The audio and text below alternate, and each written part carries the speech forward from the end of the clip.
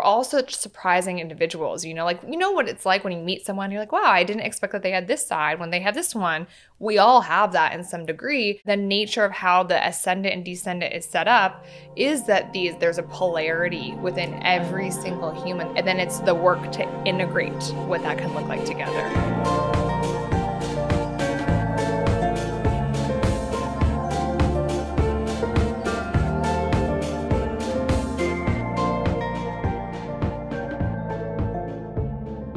Hey everyone, my name is Tianee. And I'm Taylor. Welcome to Inner Orbit, your tool for navigating the energetic world around you. Today is a fun one. We're getting into all those like weird astrological placements where even if you've done the work to understand your big six, you're like, wait, there's an MC, there is your Black Moon Lilith, there is so many more. Yeah. What else is there? There's more. Yeah, there's your Chiron. More. It's honestly never ending when it comes to astrology, is there? If you're tapped out, fair enough. If you've like, I know enough, I know too much almost, I don't want to know more, fair enough. However, this is all in good fun. And if you wait until the end of the episode, there's like, honestly, kind of like a sexy homework we're going to give you. You want to know this about yourself, I think. Yeah. But, you know. You want to stick around to the end. Right? Because like, how would you... What do these placements do? Do you need to know them? If you're moving from beginner astrologer to more of like intermediate or novelist, like these are definitely placements that you want to start to get familiar with. Yeah. And you know what? You can even do it now, like even if you don't know too much, to just like throw around some astrology lingo swag. You could be like, yeah, I know my MC. Don't know what it mean though. But, you know, just think of it like extra credit, okay? Yes. And we're going to just dive right in. It's fun. Yeah. We'll take you through. So to begin, we're going to talk about the angular houses in your birth chart. These are 4 places. So these are going to be your ascendant, your descendant, your midheaven, and your Imum Coeli. If I said that word wrong, please let me know. I'm not going to look it up. All right. So we can just say I see. How about that? So what are your angular houses? These are houses in your birth chart where you have all of this cardinal energy. So these are concentrated active parts in your chart that play a bigger role over certain activating points. Okay. So like if you have a transit going on, where, for example, Pluto's in your first house, that's going to be like a big activation of condensed energy. Got it. If it's going to your 4th house or your 7th or your 10th house. Yes. So just think about it like a cross. That's what it's going to look like on your natal chart as you zoom in a little bit. The first one we're going to get into is more commonly known. It goes by several different names. This is your ascendant. It's the sign that's rising on your 1st house, which is also known as your rising. Yes. So how would you describe the rising sign? Well, that was already helpful because for those of you who are also in the same camp as me that were like, what are all these extra weird placements? You might have thought, is the ascendant something different? Your ascendant and your rising are the same. So they're interchangeable. That's not a new sign you have to know. So as a matter of fact, if you did already do your homework to know your big six, you know your ascendant. Hey, there you go. Already extra credit point 1. Extra credit point 1. It's like writing your name on the standardized test. You got you got credit for it. And that is often rules your 1st house, right? So that's where you mentioned that was like an angular what, Tianee? Because I'm learning too. Angular house. An angular house. So your 1st house is one of those. Yes. Boom, boom, boom. There you go. So that rules your ascendant, aka your rising sign, aka your North Star in life. So, boom. That is like where you are headed. And if you've been listening, we've talked quite a bit about this. Like your ascendant is a really important one to your chart. It's where you're headed in life. It's a lot of integration qualities you want to integrate. But we've talked quite a bit about it. And we haven't talked as much about its counterpoint. Yes. So I'm very excited for you to continue teaching me because I'm learning so much from you about these placements. Tell me more about the counterpoint, the descendant. Yes. Opposite the 1st house is your descendant. This is going to be your 7th house. Okay. So this is your house of relationships, partnerships, your contracts, traditionally ruled by Libra. Oftentimes, you don't hear too much talk about the descendant so much. You hear most talk about the ascendant, but the descendant is so important because this is the house that starts taking the attention away from yourself and starts being mirrored by other people. So this is where your relationship's not just romantic or friendships, but with like work or any other type of system such as that. And so we alluded to this in our Synastry episode prior, if you've been watching and you've been loyal. The sign that has rulership over your 7th house will actually be a wonderful thing to magnetize towards you in terms of finding a partner or a relationship that you're comfortable in. Yeah. Oftentimes what we find with our descendant, because we are so focused on our ascendant and embodying those qualities, is that these are the qualities that we mostly need to have activated within us. And that's why it's a relationship house, because you need examples from other people to mirror and activate this energy within you.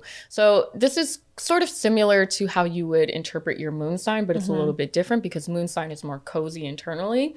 7th house is more like you got to go out into the world and experience this energy for yourself. Yeah. Yeah. I love that explanation. And even in real time, like I appreciate you balancing out the ascendant because it's like a yes and thing. We talk so much about the rising being your North Star, and it's so true. But the true work of all of life is like integration, right? It's so easy to get so excited about being like, I'm going to be my rising.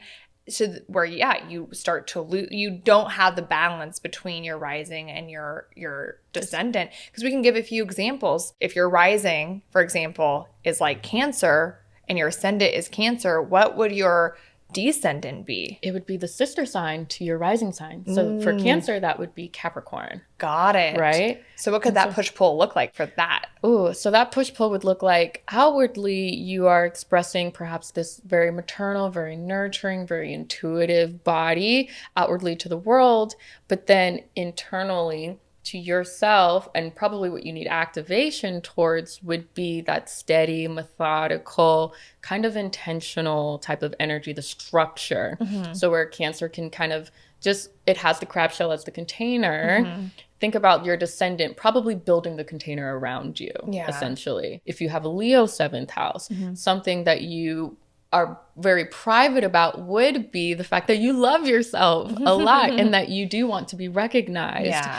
So that would be that you would have to put intention into perhaps like being self-motivated and also self-celebrated, essentially. If perhaps you have a Taurus 7th house, that means your rising is Scorpio. So you don't mind walking out into the world and being investigative and prodding and poking and intense, but you probably don't want to be known for your more like cozy, internal, slow-moving nature as well. So you might need somebody to activate that within you to be a little bit safer. One other example would be like if you have an Aquarius 7th house, which would mean that your rising sign would be Leo. So then with that Aquarian 7th house, maybe you're hiding the fact from others that you're a little weird sometimes, you know? So you would need a partner that satisfies that weird craving, that eclecticism, that individualistic nature about you.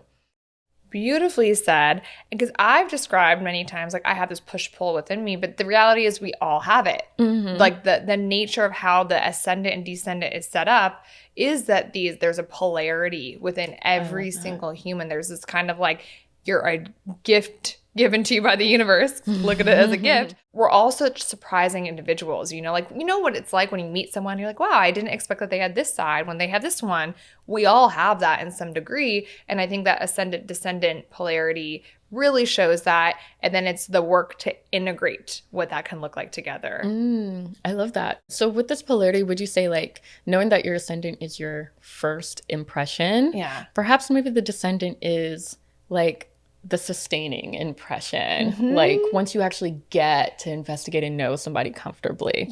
Let's look at it that way, essentially. That makes sense. And like you don't want to throw any of it away. As excited as I get about like knowing your North Star, it's definitely not at the cost of your descendant, right? If someone can really understand the full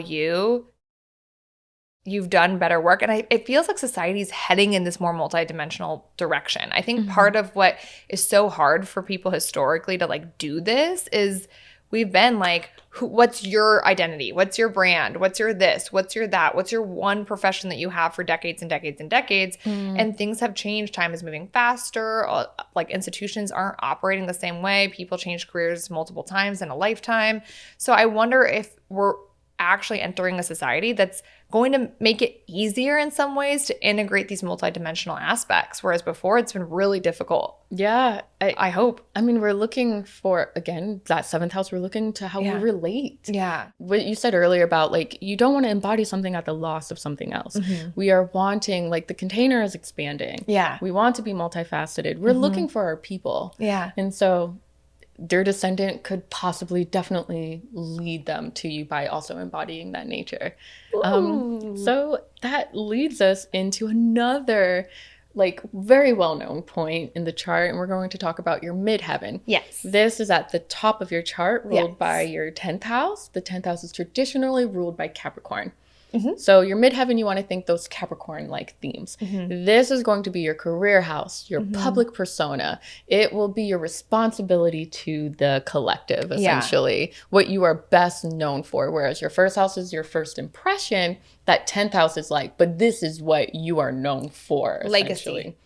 That's your legacy. There's actually a theory that some people will actually perceive your 10th house, if you are like embodied in that 10th house, a lot more so than they will your first house. Well, I am really honored by the lone TikTok comment I got then. That guessed, they said she's gotta be a Scorpio. Well, there you go. There it is. And I remember I was like, where did this come from? Because I don't have, I have it only in my MC. Well, Thank you.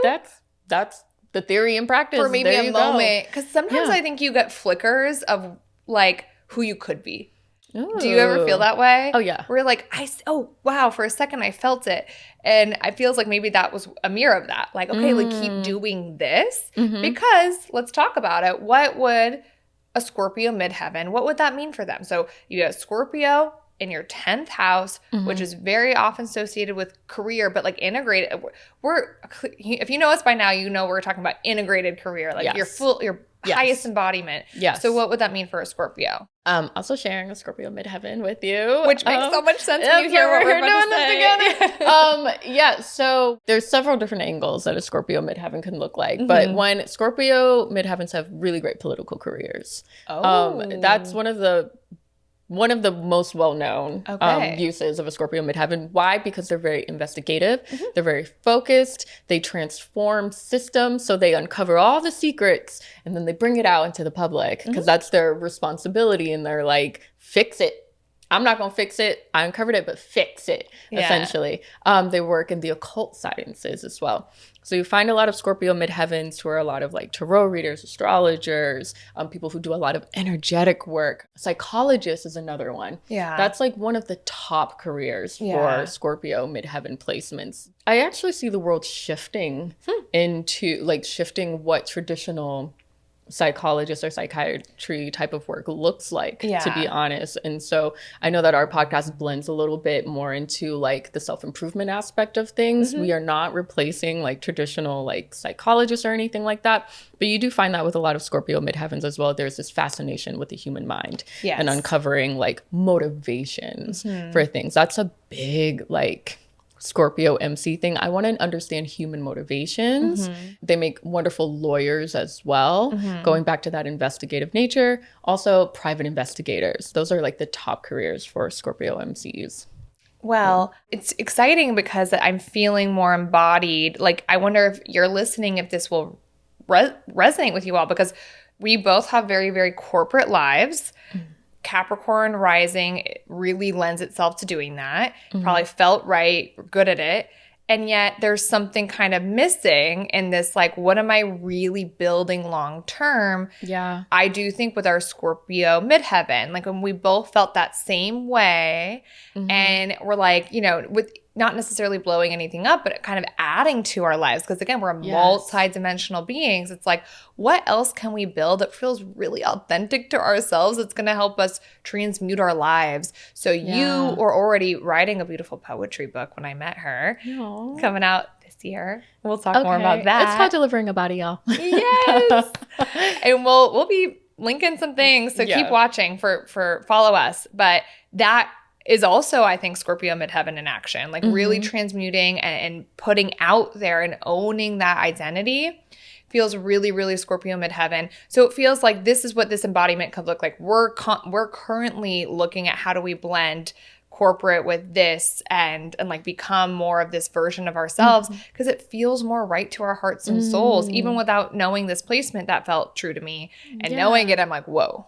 Yeah. Oh my gosh. Again, love the multifacetedness of that conversation, because it's not like you had to lose that corporate aspect to then gain this like mystical type of like avenue to your life. If anything, it was like having embodied that Capricorn rising, Taurus sun nature so well, then you felt comfortable to also explore this. Like, we both are very career oriented people, but then having this as that creative out, because Scorpio midheaven is also very creative in nature as well. When we say public persona, this is part of that public persona. Publicly out to the world, this is what we are building ourselves to be known as, essentially. I mean, you can even look back to episode 1 where I go, well, this is a little bold for me to be doing because I used to talk about this in secret. So literally in action, episode 1 to season 2, you know, like, this is me. Yeah. This is it, guys. Yeah. And more to come. I'm so excited about delivering a body. Oh, so. Yes. Y'all will get the book. That's a very Scorpion type read too. I don't think you can Scorpio any more than that on the lowest of keys.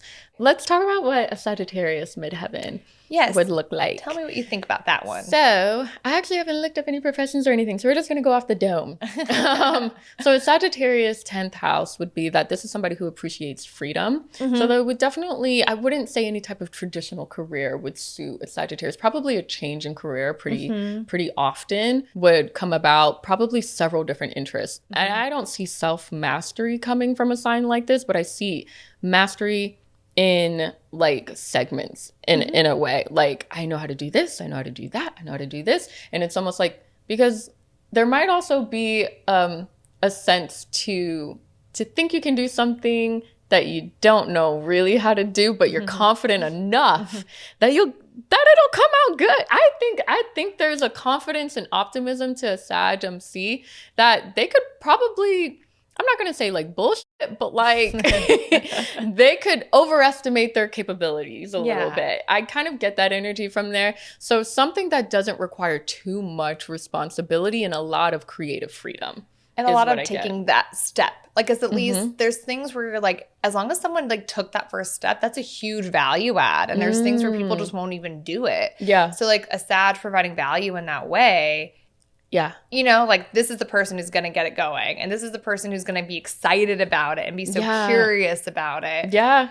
And then, not to be like too cliche, but it's true. Like, it's travel related. So true. Yes. Yeah. Very, very travel. Yes, world, oriented, culture, global, very philosophical. You need something that is like free thinking. Yeah, where you are dealing with topics that are very obscure. Yeah. Like things that are very gray. You're not a black and white type of career. You're when you do talk about the value, and I like that you said that, because you should think about this with your midheaven. What value am I bringing to the world through a placement like this? And that value is that optimism, is that, although we are looking at this in this way, but what about this? That's very Sagittarian in nature. For example, like our producer here has a Sag MC. Yes. And when we were talking about doing a podcast, they were just like, I can produce it. And it was like, have you done that with a podcast? No, but I'm very confident in my skill sets. And now look at all the videos that are edited and clipped. That is all Chloe. Yeah. So when we talk about that,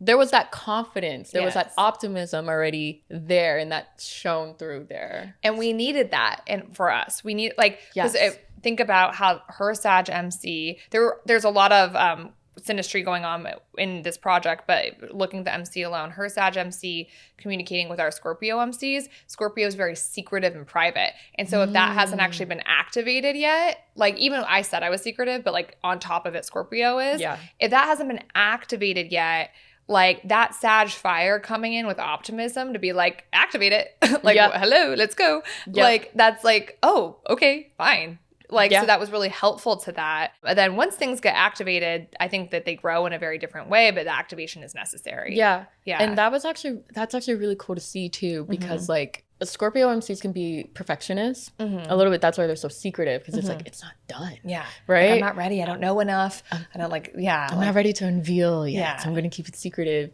And so like we probably would have never gotten off the ground because we didn't know what it would take. I'm confident we wouldn't have. I'm not trying to be rude, but like I'm just very confident.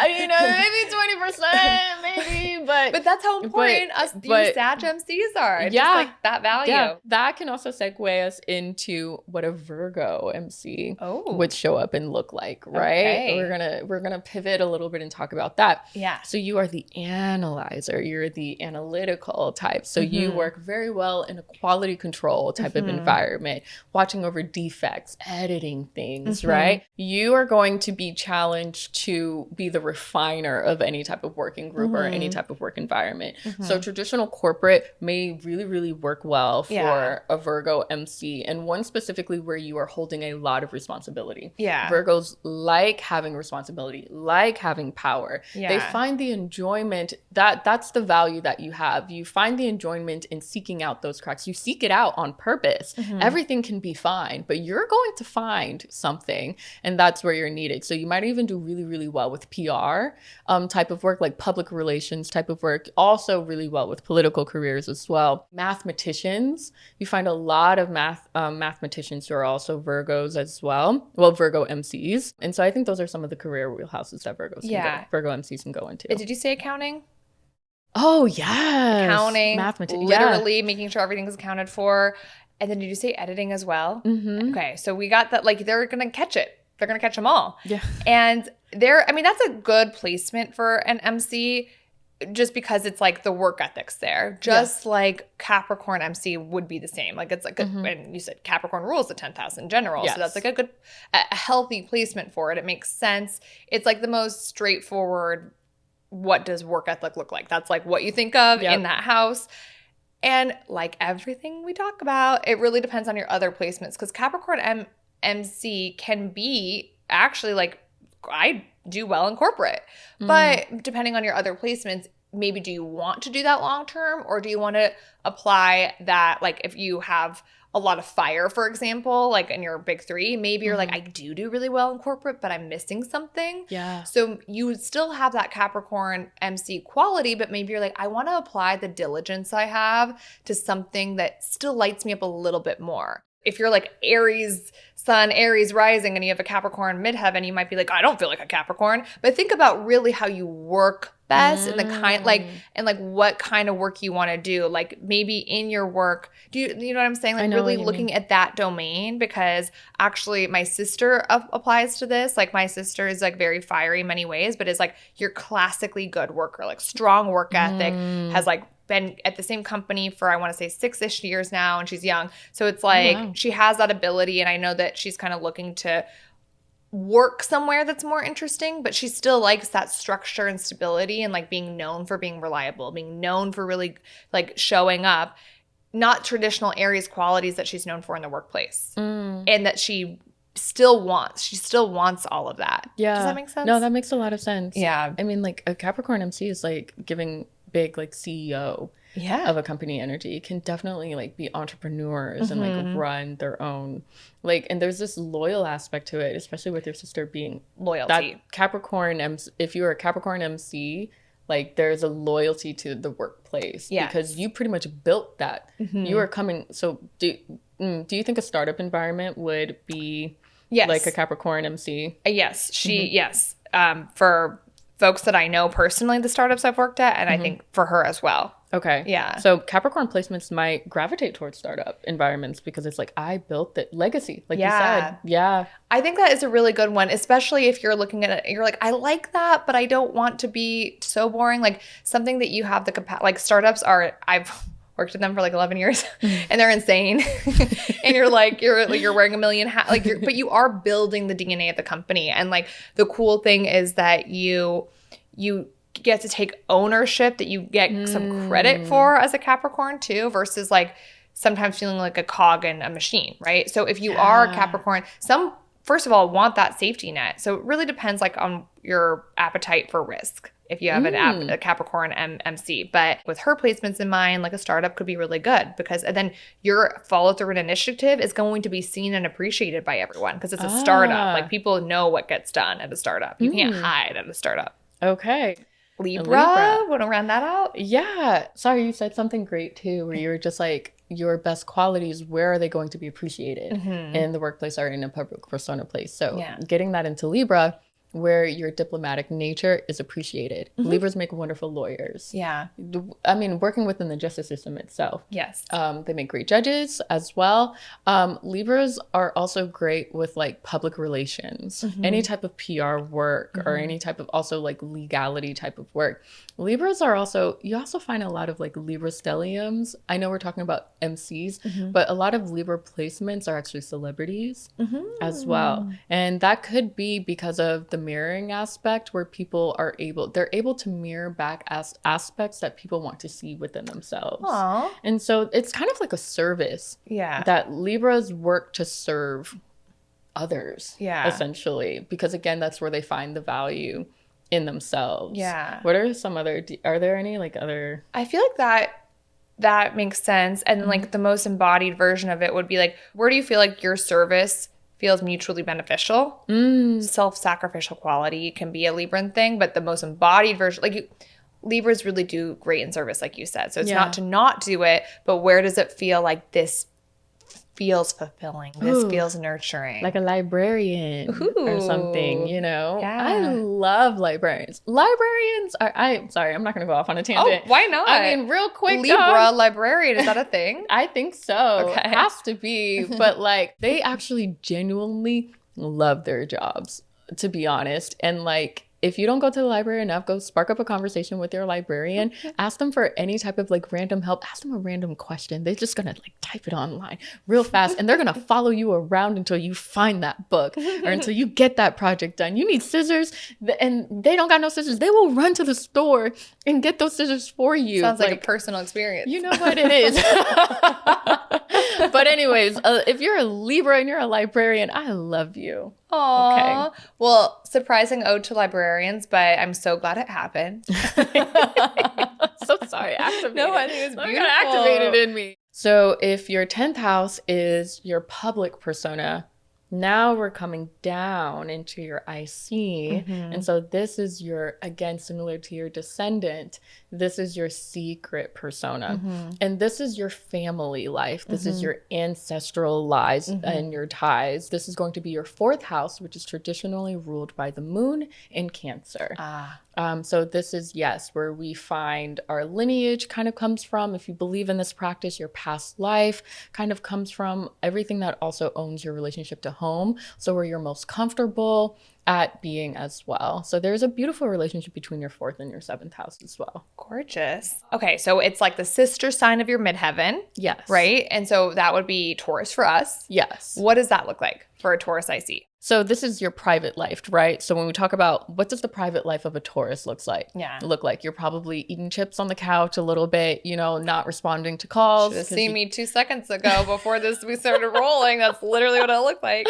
Literally, you know, can't be bothered, you know. And so think about it that way. Like, what does your private life look like outside of your public persona? One other example that we could give would be like, what would an Aries, right? What would their private life look like? So that means your sister sign would be a Libra. So you're down out in the world doing justice for everybody, but deep down to yourself, you're impulsive, you're childlike. So you might actually love some adrenaline, love and sports. You might be like jumping out of airplanes in your private life that nobody knows about, right? So just think about the IC as like, in my private life, whereas the 7th house is more like, I'm hiding this from everybody.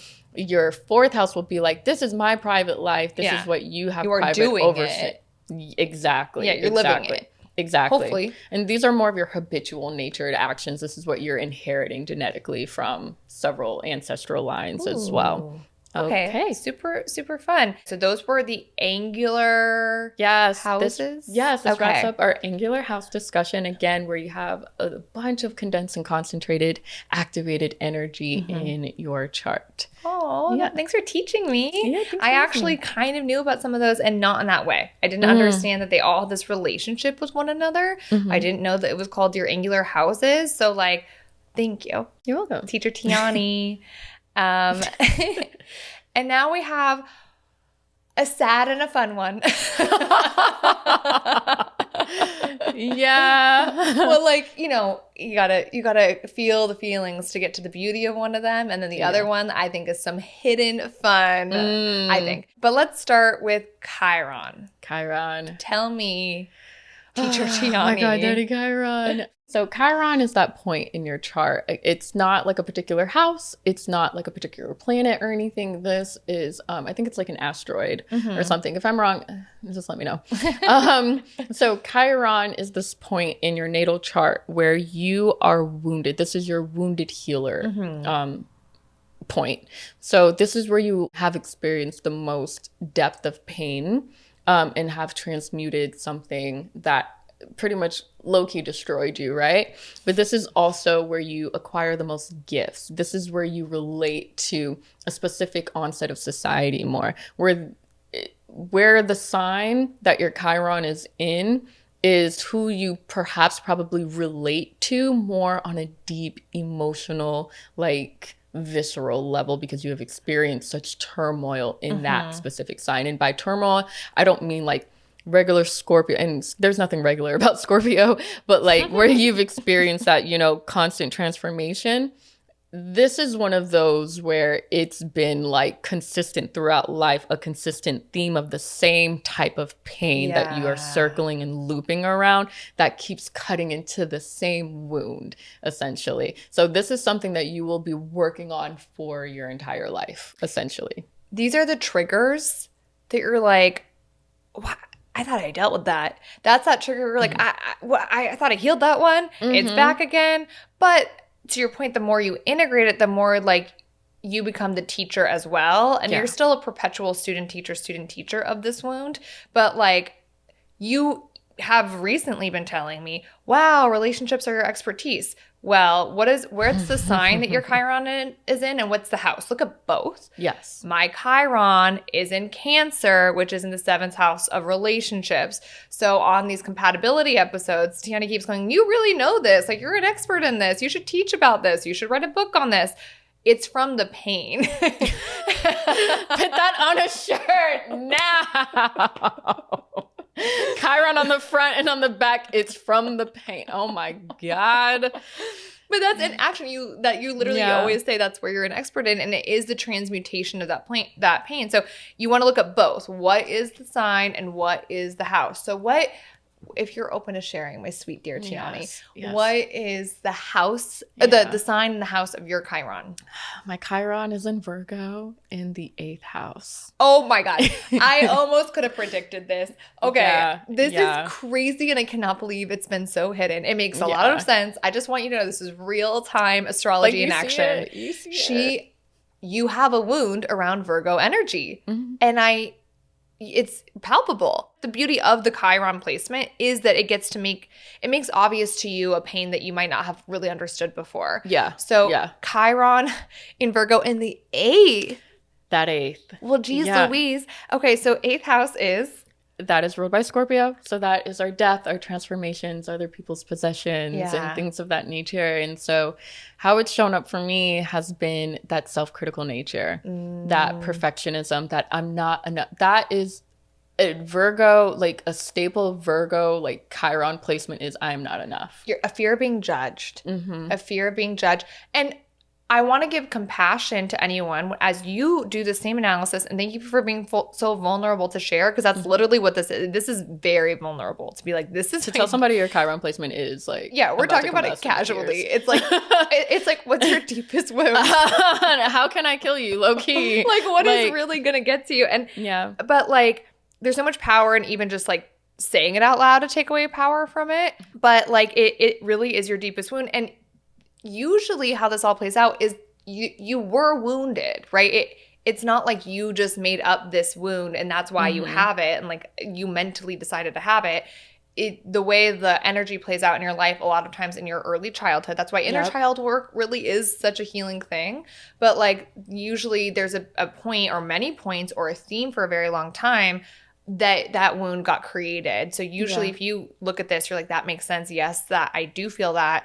And I can probably tell you where and how, and the many, many times I've been wounded in this way. Have compassion for the fact that like you experience things and you might not have deserved to. Yeah. And then you'll walk out into the world being able to relate to people who, because as we think about society, and I don't find it coincidental that that's my wound and that's where Chiron is, but last year we started this podcast when we were filming, wrapping up our season 1 while we were having eclipses in Pisces and in Virgo. Wow. Right? And so I think that, and being the teacher, right? And then trying to teach people, be authentic. You are enough. Like, get rid of that self-critical nature. Do it anyways.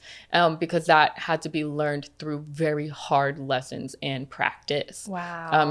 And then being in that 8th house, it intensifies that lesson a little bit more, because now it's already cyclical as it is, but almost most of my themes will have some type of Chiron theme. Every death and rebirth will have a Chiron theme in it, because it's in that house. Yeah. And that's why Virgo and energy triggers the hell out of me, because I'm just like, are you talking shit about me?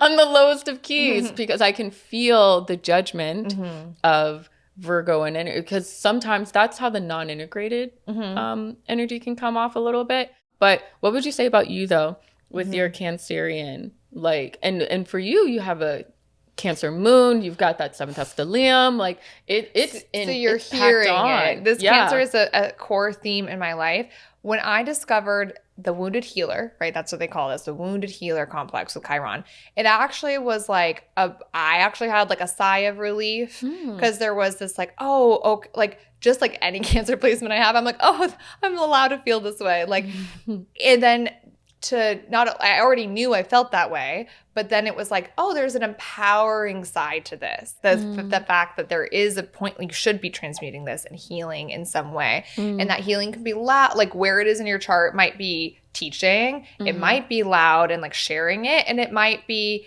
in a more quiet way. It's not like everyone's got to write a book about their deepest wound. Like I did. But you can. But also that makes sense when you look at your chart. Like that actually is a really healthy path for you. And also the world, to be honest, like the more people are like integrating their wounds in a way that makes sense for them. And some people it makes sense to share, some people it doesn't. When it does make sense to share, like other people benefit because they're getting that permission for themselves too. So it's like the transformation creates echoes in the universe vibe. It's the whole like domino effect vibe in a positive way. Yeah. So it was so nice to see like, okay, there's a healer there's a healer aspect to the wound. Yeah. And then that permission to not be so angry with yourself, the fact that it will keep showing up, right? That's part of it. That because how are you going to teach if you're not continuing to experience the limitations of a specific type of energy? If anything, it's you have been given the gift of responsibility. Responsibility is such a gift, and so you looking at that in such an empowering way really does kind of shift kind of even how I view Chiron. I'm still learning to relate. And that's normal, by the way. If you look this up in your chart and you're just learning it, this is how you will probably feel. Like, I don't know about that. You're just like, what the hell? No, but it is such a gift to be able, again, to relate to other people who experience, because you probably magnetize people who, because if you are experiencing that in your life, you're magnetizing people who will trigger that experience within you, but who also relate to it. And so perhaps the more, again, authentic and honest you are about these pains and these wounds, perhaps you're also inviting other people into that co-transmutation as well. So it, like you said, ripples out collectively. There's some aspect of bravery with we all have Chiron placements, so we should all feel special, essentially. We all have this gift to give. You know what? I think that might be like a first date question for me. Yeah. I'm going to ask someone, where's your Chiron placement? So then I know like what your strength is. But you know what? I will say this is actually a tip to anyone out there who's dating people who aren't as familiar with astrology, because this is low key like I'm asking your deepest wound without having to tell them. That's what I mean. That's some type of sorcery. They don't know. They're like, oh, I don't know. Here's my chart. You're like, I got you now. I don't got you.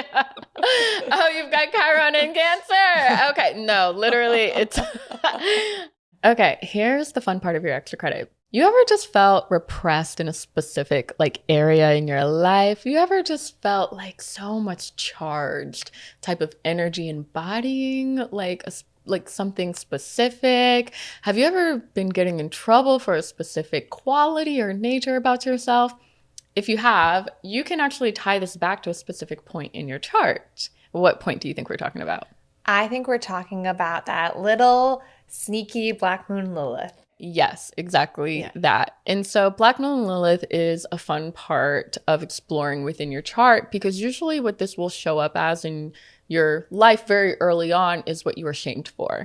Sort of what you feel really repressed. And when I say charged, it's that magnetic, that sexual type of energy, that taboo type of energy within your life. And sexual energy shows up so many different ways. It just doesn't have to be towards sex itself. It could be towards creative endeavors, towards a specific part of yourself that you're trying to just, it seems like as much as you try to express this aspect of yourself, nobody can actually see it, or they shame you for being that way, because this is the part of your chart where you trigger other people the most, essentially. But it's actually, once you embrace it and actually integrate it into your personality, one of the most powerful and most energetically potent and great part to use for manifestation within your chart as well. Your Black Moon Lilith, natural abilities and talents. Sorry, as you can see, I'm like going on and on about this part. So Taylor, I'd love to ask you, like, if you don't mind sharing, what sign is this in for you, and how has this shown up in your life? What experiences do you have? Yeah, and I'm even gonna like leave and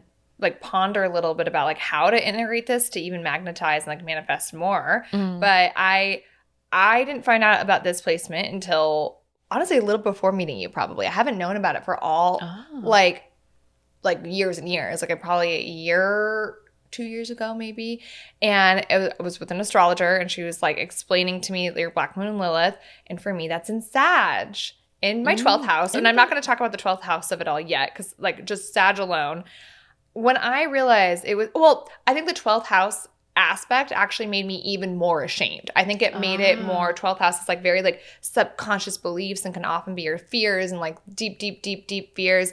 And I was like, that makes so much sense, because I always gave like in school, so composed, like nerd, like always getting straight A's, always showing up. And I was so curious about like sex. I was dying to leave my home state. I actually had to switch schools 3 times. What actually chose to voluntarily, but then I felt kind of shame, like, oh my God, like people are going to judge me for not being consistent. And like my big fear around even like exploring dating or anything like that was I don't want to be judged. I saw that shame was prevalent. I saw that, like, I think I told you the story about like I kissed one guy in high school, and it went onto this board of like everyone who's hooked up with everyone. Oh God. And that triggered it was just a kiss. And there was way crazier stuff on that board. Like I paled in comparison, but the fact that my name was on there about a make out, I was like, that's so shameful. Like I literally was like, never make out with a man again, never talk to a man again. Like, but I wanted these things. I wanted to leave. I wanted to travel. I wanted to date a million men, like, or whoever. I don't even know. I just wanted to like get out there and explore. But I was terrified about the shame that would come from that. And when it was really about people finding out, like it wasn't because I didn't think it was my true nature. I even knew it was my true nature. And then I went to college, lived out a lot of aspects of that in many, many ways. Then there would be like people that I grew up with, and I'd be like, well, I don't want them to know that about me. You know what I mean? Like it took me a long time to integrate. And then I'm like, I am a sexual person and an explorer. And like, I like to, I've lived in so many cities. Like I move all the time. And I do think that makes me magnetic. I do think the fact that I like change and I embrace locational change is a big part of me. So like when I found that out, I was like, yes, that is a part of me. It's like one of my fun qualities. And for some reason I felt so ashamed. Venus and Gemini is probably in there too. But I think the shame that I felt around it really came from the Sag 12th house. Like deep subconscious. Like it was like a crazy, I wasn't even raised with like beliefs from my parents. It was just like what I saw around me and perceived as shameful. If you read my chart, would that make sense to you that I felt that way? Oh, totally. Yeah. Totally. Almost like you had to experienced this constriction Yeah. first before you kind of was just like busting at the seams to escape. Yes. Because the 12th house is where you feel trapped. Yes. And it seems like your nervous system was kind of scanning and like attuned to ways in which you could be trapped into a persona. Yes. Essentially. I don't want to be known as this person. I don't want to be known as that person. Yes. I don't want to be known, you know? That's a deep fear, has always been a deep fear of mine. Yeah. And it's no surprise then that my very first serious boyfriend later was a Sagittarius, because I probably was like, I like this quality and I want to live it, but I don't want to identify as it. But so you can. Do you feel like you were activating that Lilith a little bit to help activate? Because you're a very magnetic being yourself. Thanks. So to end, you love manifest. I mean, we're always manifesting, but you are conscious of it. So do you think there was sort of this kind of ploy between you and the universe that was just like, well, this is one of those parts that's going to help you manifest, so like we got to get comfortable with this Black Moon Lilith, girl? That's a really good point. And I probably only became comfortable with it like owning it proudly versus like living it, but not like in the past few years. I'm not even kidding. I think that like I would live it, but then I would be like, I only am comfortable like hanging out with you, for example, with your Sag moon. We'd go have fun. I'd probably be like totally comfortable with you seeing that side of me, and then like naturally not want other people to see that side of me. So just like very unintegrated versus like, no, that's me. Yeah, you're all of it. Yeah. So now being aware and being more intentional with it, do you feel like you've gotten to some sort of integration with this aspect in your chart? What does that look like? Especially for like if we have any other like Lilith and Sag placements. Lilith and Sag or 12th house, I think. So if you 12th house, if you have it there, realize that it can really be in a deep level. That's what I think I'm getting from that. Yeah. And then the Sag is like the energy of it. I definitely have gotten a lot better at integrate. Like the fact that I'm talking about it so openly, like I'm not even like first season, I would have spoken like this, then been like, oh my gosh, like who's going to hear that? Versus like even now there's a step further of like, some people will hear it, some people will like it, some people won't. That's who I am. Like this is part of like the Taylor package, you know? I love that. So I know you're going to ask me, I know. but let me ask you, because one of the questions that you should also ask yourself as you're investigating your Lilith and Sag, this actually came up very organically while we were filming. What did you get in trouble for a lot in school? Oh, I got in trouble for talking all the time, which I really like attributed to my Mercury in Aries, which does not help. But Sag, similar to Aries, if you have that in your Mercury, but your Black Moon Lilith. Because you could sit next to anybody and get it out of them. Like maybe I think that was you exercising your magnetism on the lowest of key. Like you could definitely talk to anybody and have a conversation with anybody. You can make it work. I got kicked out of choir in 4th grade for talking. Choir! But the Black Moon Lilith of it all, but because you're right, I always only attributed it to the Mercury, but the shame. I got kicked out of choir, and that has been a shameful memory. Like truly, like when I do inner child work, like I think about that teacher kicking me out of choir, and it's like it came from this this element of like me talking and like being like that's bad, you know? So there's this shame. You might have just had a sense of shame around it. It's like it's a different energy than the wounded healer, because it's more just like there's this teaching aspect of Chiron, and then like the Lilith is like just as like a magnetism. Yeah, it's kind of this like I feel like honestly sexier with it embodied. Yeah. And that's why I say it's sexy, because the sexiness comes from the reveling in the taboo-ness of it all for you. It feels taboo to you for some reason to engage in your Lilith like characteristics, which now I am going to say. For you, what are those? Yeah, so my Black Moon Lilith is in Gemini, and it's in my 5th house. Okay. And it's actually conjuncting my Mercury. Oh, interesting. So my Mercury and my Lilith are there, and there's a very tight orb. It's like not even 1 degree. Oh my goodness. They're stacked on top of each other in that house. And so for me, when we talk about the initial shame and repression coming through first, I had a big lisp growing up. Oh, I did. I went to speech therapy and all of it. I was told to say snake a million times. I can say it now. Snake. And so for me, and Gemini being such a chatty type of house, right? And embodying so many, being all over the spectrum, I also felt very invisible in my household and in school. Remember, I was not able to be myself. My personality was picked out for me. I couldn't explore with makeup. I was told to dress a specific way. I was told what my sexuality should look like and be like.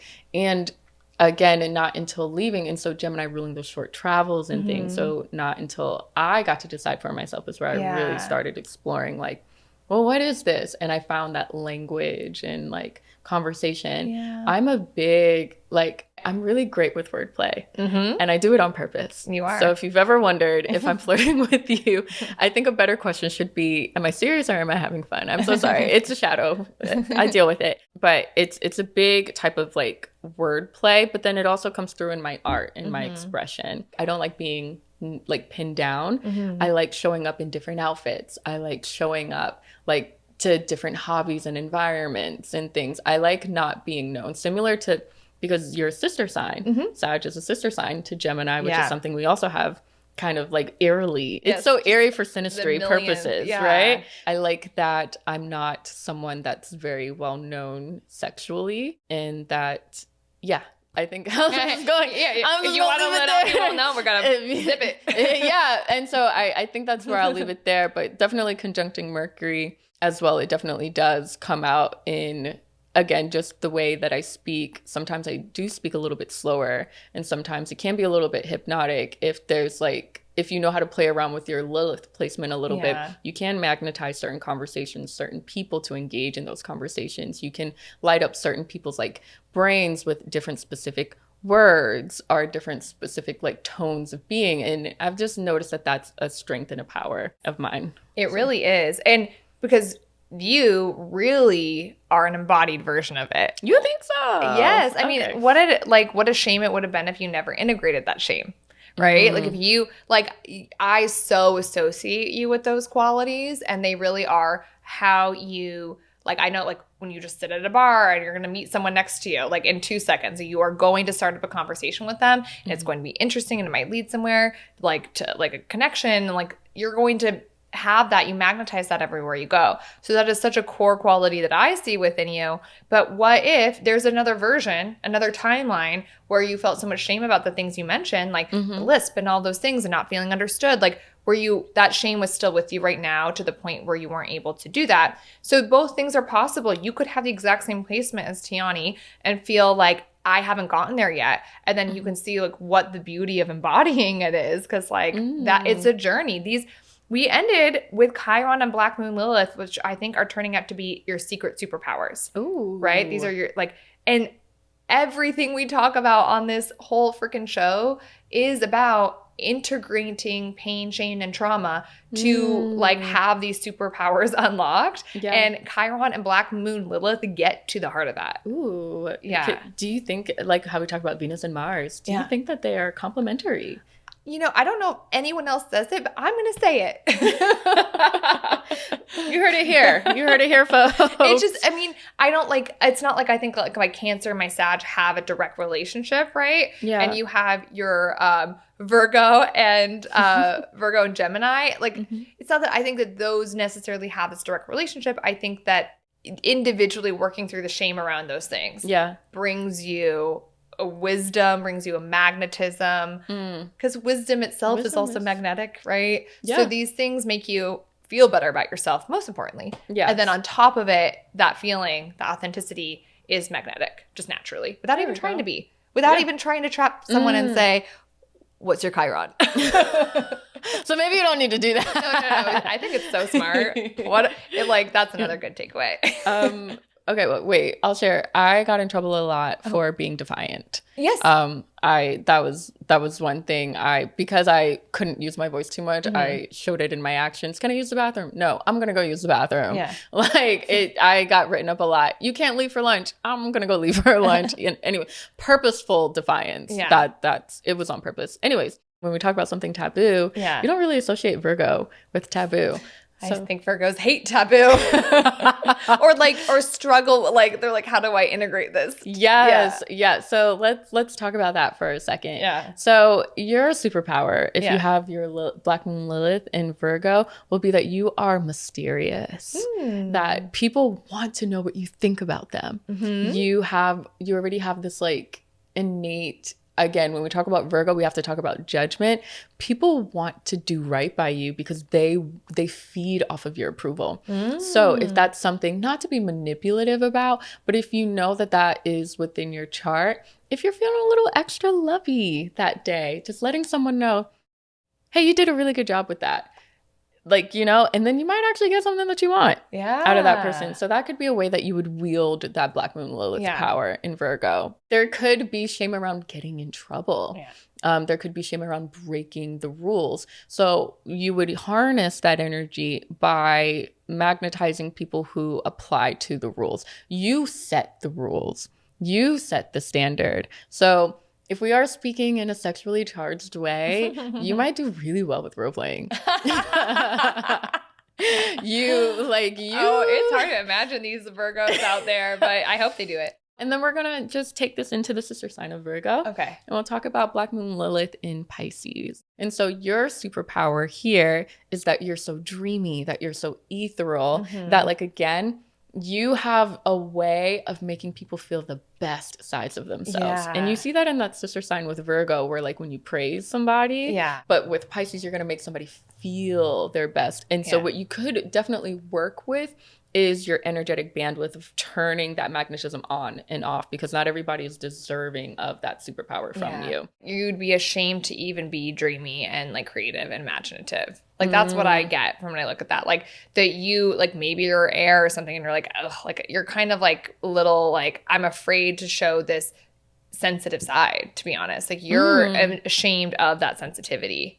Okay. That's what I would gather. So then like leaning into that artistic, ethereal side of you, essentially. Yes. So I think your homework is, especially if this is a new sign to you, maybe if you've known it, everyone. This is your homework for the next 2 weeks until our next episode, our final episode of season 2. Take your Black Moon Lilith sign. Speaking of role play, literally role play as that sign. Like see what it feels like. Because for me, I don't have Sagittarius placements otherwise. So to me, it was a surprise, but then not, remember? Like I was like, no, wait, that makes so much sense. This is why I'm this way and it's a secret. So it's kind of fun, like embody, like what if I were a Sag? Like what would I feel like today? What would I, like have some fun with it? Yeah. And that's what's sexy about it. Like literally role play that. And then again, I know we brought up Virgo. Embody that like the best aspects. Like, you know what? Like maybe you've been afraid even to correct people because it depends how embodied it is. So like there's people we know who have it embodied versus like maybe you are afraid to be like, I'm right. So try on saying I'm right this whole week. You know, if you're a Pisces, you know, try leading with that sensitivity. The Gemini, like start up a conversation with a stranger. So that's the homework. Tell us how it goes. I hope it goes really well. We would actually love to know in the comments. Yeah. And we'll respond to them. Yay. But that wraps up another one of our fun little episodes. See you next time. See you next time. You've been listening to Inner Orbit. This podcast is created and hosted by Tianee Harris and Taylor Starr. Produced and edited by Chloe Goodman with original music by Joseph Goodman. Be sure to like, subscribe, or follow wherever you're listening so you don't miss an episode. You can find us on Instagram and TikTok at Inner Orbit Pod or email innerorbitpod@gmail.com. To access the Inner Orbit Journal Guide or book a chart reading with Tianee and Taylor, visit bio.site/innerorbitpod. Thanks for joining us on this episode. We will see you in the next one.